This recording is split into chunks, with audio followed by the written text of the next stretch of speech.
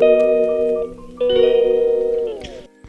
Friends, आज हम आपको ले जा रहे हैं एक ऐतिहासिक जगह एलिफेंटा केव। यह मुंबई में गेटवे ऑफ इंडिया से करीब 10 किलोमीटर की दूरी पर स्थित है। हम लोग गेटवे ऑफ इंडिया पहुंच चुके हैं। गेटवे ऑफ इंडिया आप सिटी बस या टैक्सी द्वारा आ सकते हैं। गेटवे ऑफ इंडिया के ठीक अपोजिट ताज होटल की बिल्डिंग है। ये देखिए, आपको दिख रही होगी। ये बिल्डिंग बिल्कुल सामने है गेटवे ऑफ इंडिया के। गेटवे ऑफ इंडिया के ठीक लेफ्ट साइड में वह जगह है जहां पर आपको एलिफेंटा केव जाने के लिए फेरी मिलेगी। जब आप इस जगह पहुंचेंगे तो बहुत से एजेंट आपको एलिफेंटा केव के टिकट बेचते हुए मिल जाएंगे। आधिकारिक तौर पर इसे पास के काउंटर से आप टिकट ले सकते हैं। टिकट का किराया है 120 रुपये पर पर्सन। यदि आप फेरी के छत पर बैठना चाहते हैं तो 10 रुपये एक्स्ट्रा चार्ज है। फेरी से एलिफेंटा केव पहुंचने में लगभग 1 घंटे का समय लगता है। बहुत से लोग यहां पर एलिफेंटा केव के लिए आए हुए हैं। देखिए, बहुत भीड़ है आज। ये है हमारी फेरी। हमने टिकट ले लिया है। अब हम फेरी में प्रवेश कर रहे हैं। ये देखिए ऊपर छत है। अगर आप ऊपर बैठना चाह रहे हैं तो 10 रुपये एक्स्ट्रा चार्ज होगा, लेकिन आपको व्यू बहुत अच्छा आएगा। यहाँ लगातार फेरी चलती रहती है। अगर एक फेरी भर चुकी है तो आपको थोड़ा सा इंतज़ार करना होगा, तब तक दूसरी फेरी आ जाती है। चलिए, अब हम आपको एलिफेंटा केव से संबंधित कुछ महत्वपूर्ण बातें बताते हैं। एलिफेंटा की गुफाएं 60,000 वर्ग फीट के क्षेत्रफल में फैली हुई हैं। इसके परिसर में कुल 7 गुफाएं हैं। इनमें से 5 गुफाएं हिंदू धर्म से संबंधित हैं, जबकि अन्य 2 गुफाएं बौद्ध धर्म से संबंधित हैं। एलिफेंटा गुफा की गुफा नंबर 1 ग्रेट गुफा के नाम से जानी जाती है, जिसके अंदर भगवान शिव की कई मूर्तियां विराजित हैं। इस गुफा के बीच में भगवान शिव को समर्पित त्रिमूर्ति स्थापित है, जो कि सदाशिव के नाम से जानी जाती है। ये देखिए, समुद्र के बीचों बीच में एक पुल बना हुआ है, दिख रहा है आपको? ये है अटल सेतु। समुद्र पर देश के सबसे बड़े पुल के रूप में से जाना जाता है। मुंबई से नवी मुंबई तक सिर्फ 20 मिनट में आप इस पुल के द्वारा पहुंच सकते हैं। मुंबई ट्रांस हार्बर लिंक यानी MTHL का नाम अब अटल बिहारी वाजपेयी सेवारी नहावा शेवा अटल सेतु रखा गया है। PM मोदी जी ने दिसंबर 2016 में इस पुल का शिलान्यास किया था। अटल सेतु का निर्माण 17,840 करोड़ रुपए से ज्यादा की लागत से किया गया है। चलिए, अब आगे बात करते हैं एलिफेंटा केव की। एलिफेंटा गुफा में भगवान शिव की अन्य एक मूर्ति भी है, जिसमें गंगा को धरती पर लाते हुए भगवान शिव का चित्रण दिखाया गया है। एलिफेंटा गुफा में भगवान शिव की जो त्रिमूर्ति प्रतिमा है, वो सबसे ज्यादा विशाल और पर्यटकों के लिए मुख्य आकर्षण का केंद्र है। इस मूर्ति में भगवान शिव के 3 रूपों का बेहद उत्कृष्ट तरीके से चित्रण किया गया है। यह विशाल त्रिमूर्ति करीब 23 या 24 फीट लंबी और 17 फीट ऊंची है। एलिफेंटा गुफा में मुख्य हिस्से में पोर्टिको के अलावा 3 तरफ से खुले सिरे हैं और इसके पिछली ओर 27 मीटर का चौकोर स्थान है और इसे 6 खंभों के द्वारा सहारा दिया जाता है। इस गुफा में भगवान शिव की अर्धनारीश्वर प्रतिमा भी स्थापित है।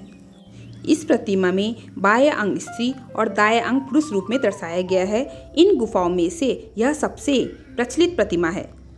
एलिफेंटा केव में भगवान शिव की बहुत सी मूर्तियां हैं, इस कारण इसे टेम्पल केव्स भी कहा जाता है। हम एलिफेंटा केव पहुंच चुके हैं और अब हम फेरी से उतर रहे हैं। एलिफेंटा केव में एक बड़ा हॉल है, जिसमें भगवान शिव की 9 मूर्तियों के खंड विभिन्न मुद्राओं को प्रस्तुत करते हैं। इस गुफा में शिव कला के कक्षों में अर्धनारीश्वर, कल्याण सुंदर शिव, रावण द्वारा कैलाश पर्वत को ले जाने, अंधकारी मूर्ति और नटराज शिव की उल्लेखनीय छवियां दिखाई गई है। एलिफेंटा में भगवान शंकर के कई लीला रूपों की मूर्तिकारी एलोरा और अजंता की मूर्तिकारी के समकक्षी हैं। ये देखिए एलिफेंटा केव्स का बोर्ड। यहाँ पे एक टॉय ट्रेन चलती है। अगर आप पैदल जाना चाहते हैं तो पैदल जा सकते हैं, अदरवाइज आप टॉय ट्रेन के द्वारा भी जा सकते हैं। ये टॉय ट्रेन आपको जहाँ से एलिफेंटा केव्स स्टार्ट होती हैं की सीढ़ियाँ, वहाँ पर छोड़ देगी। ये देखिए, हम टॉय ट्रेन में बैठ चुके हैं और टॉय ट्रेन के द्वारा जा रहे हैं। टॉय ट्रेन से ये आपको व्यू दिखा रही हूँ समुद्र का। ये देखिए, ये व्यू है, दिख रहा है समुद्र का, और किनारे किनारे यहाँ पे दुकानें लगी हुई हैं। आप दुकानों से सामान खरीद सकते हैं। ये देखिए, टॉय ट्रेन से उतर कर आगे चलेंगे तो यहाँ पे टिकट है, यहाँ पे टिकट पड़ रहा है।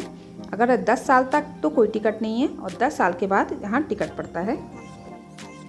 सीढ़ियों के किनारे किनारे स्टॉल लगे हुए हैं, यहाँ से आप डेकोरेटिव आइटम ले सकते हैं, झुल्ली ले सकते हैं। इसके अलावा यहाँ पे किनारे किनारे खाने के लिए भी व्यवस्था है। जब आप सीढ़ियाँ ख़त्म होंगी आपकी, जब आप वहाँ पहुँच जाएंगे तो उसके बाद एक और गेट है, ये दिख रहा हो आपको। इसके बाद जब अंदर जाएंगे तब एलिफेंटा केव्स स्टार्ट हो जाएंगे। ये देखिए एलिफेंटा केव्स का बोर्ड कि हम गेट के अंदर प्रवेश कर चुके हैं। यहाँ पर काफ़ी ग्रीनरी है, बहुत ही अच्छा लग रहा है, काफ़ी लोग आए हुए हैं।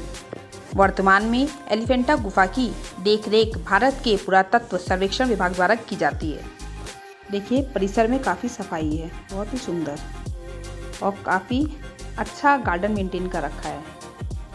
चलिए अब बात करते हैं एलिफेंटा गुफाओं में शीर्ष आकर्षण। पहला है ईस्ट विंग। देखिए एलिफेंटा केव में कैसे कहाँ जाना है ये सब इसमें शो है इस बोर्ड में, और इससे रिलेटेड सारी जानकारियाँ इसमें दी गई हैं। यह है इसका स्टार्टिंग पॉइंट। जब आप अंदर जाएंगे तब आप एलिफेंटा केव के अंदर प्रवेश कर जाएंगे। चलिए अब गुफा के अंदर ले चलते हैं आपको और अंदर से गुफा के दर्शन कराते हैं। ये देखिए ये सारी मूर्तियाँ चट्टानों को काट कर बनाई गई हैं और ये जो बोर्ड है इनके बारे में बताया गया है मूर्ति के बारे में। हम बात कर रहे थे ईस्ट विंग की। यहाँ पे कई प्रांगण हैं, इनमें से एक गुफाओं के पूर्वी भाग में स्थित है। प्रांगण में एक सुंदर दीवार पेंटिंग है। इसके बाद मुख्य आकर्षण है पश्चिम विंग। साइट के वेस्ट विंग में खंबे हैं जिन पर हिंदू देवी देवताओं के चित्र उकेरे गए हैं। 3 मुख वाले ब्रह्मा जी की मूर्ति जो इन सभी में सबसे महत्वपूर्ण है। सामने मूर्ति दिख रही है, यही है त्रिमूर्ति। ये जो त्रिमूर्ति है यह एलिफेंटा गुफाओं की सबसे महत्वपूर्ण मूर्तियों में से एक है। त्रिमूर्ति को गुप्त चालुक्य कला की प्रतिमाओं में से एक माना जाता है। यहाँ पर महायोगी, नटेश्वर, भैरव, पार्वती, परिणय आदि मूर्तियाँ भी हैं। ये सामने त्रिमूर्ति है। जो त्रिमूर्ति है इसका चिन्ह आप भारत के डाक टिकट पर भी देखते हैं। वास्तव में शिव के ही 3 विविध रूपों की मूर्ति है, ना कि त्रिदेवों की। एलिफेंटा की गुफाओं में जो आप ये मूर्तियाँ देख रहे हैं ये चट्टानों को काटकर बनाई गई हैं। दरअसल एलिफेंटा गुफाएं चट्टान से बनी गुफाओं का एक समूह है। प्रत्येक गुफा का निर्माण चट्टान काटकर किया गया है। इसमें एक विशाल कक्ष, प्रांगण, 2 पार्श्व कक्ष और छोटे मंदिर हैं। ये देखिए मूर्तियाँ कितनी सुंदर लग रही हैं और उनके बारे में जानकारी इन बोर्ड में लिखी गई है। चलिए दूसरी गुफा में चलते हैं। ये देखिए यहाँ पर शिवलिंग विराजित है, बहुत ही सुंदर मंदिर है। यहाँ पर एलिफेंटा गुफाओं का निर्माण करने वाले व्यक्तियों या समूहों की सटीक पहचान अज्ञात है, क्योंकि ऐसे कोई अभिलेख या शिलालेख नहीं बचे हैं जो इसकी उत्पत्ति के बारे में उचित विस्तृत जानकारी प्रदान करते हों। हालांकि कुछ विद्वान इन गुफा मंदिरों को कलचुरी राजवंश के शासनकाल के दौरान 5वीं और 6ठी शताब्दी ईस्वी के बीच हिंदू और बौद्ध कारीगरों और शिल्पकारों द्वारा बनाया गया मानते हैं। हालांकि कुछ इतिहासकारों का तर्क है कि एलिफेंटा गुफाओं का निर्माण गुप्त साम्राज्य में किया गया था। मूल मराठी लोग इस द्वीप को धारापुरी कहते थे, लेकिन एलिफेंटा तब प्रसिद्ध हुआ जब पुर्तगालियों ने 1534 में गुजरात सल्तनत से इस क्षेत्र पर कब्जा कर लिया और इसका नाम एक विशाल या कम आदम कद चट्टान पर बनी हाथी की आकृति और समुद्र पर निगरानी रखने वाले एक घोड़े के नाम पर रखा। पुर्तगालियों ने इन गुफाओं को अपने जहाज़ों को खड़ा करने के लिए आधार के रूप में इस्तेमाल किया, जिससे गुफाओं को भारी क्षति पहुंची। 1661 में जब अंग्रेजों ने पुर्तगालियों से इस द्वीप पर कब्जा किया था, तब तक गुफाओं को पहले ही काफ़ी नुकसान हो चुका था। बाद में हाथी की मूर्ति को 1864 में मुंबई के विक्टोरिया गार्डन, जिसे अब जीजा माता उद्यान के नाम से जाना जाता है, में स्थानांतरित कर दिया गया और 1914 में कैडेल और हैवेट द्वारा इसका पुनर्निर्माण किया गया। 1970 के दशक के अंत में भारत सरकार ने मुख्य गुफा को पर्यटक और सांस्कृतिक आकर्षण का केंद्र बनाने के प्रयास से इसका जीर्णोद्धार किया। 1987 में एलिफेंटा गुफाओं को संयुक्त राष्ट्र शैक्षिक, वैज्ञानिक और सांस्कृतिक संगठन यूनेस्को द्वारा विश्व धरोहर स्थल के रूप में पहचाना गया था, क्योंकि वे मानव रचनात्मक प्रतिभा की उत्कृष्ट कृति है और उसमें सांस्कृतिक और पारंपरिक प्रथाओं के अद्वितीय व कम से कम असाधारण प्रमाण हैं।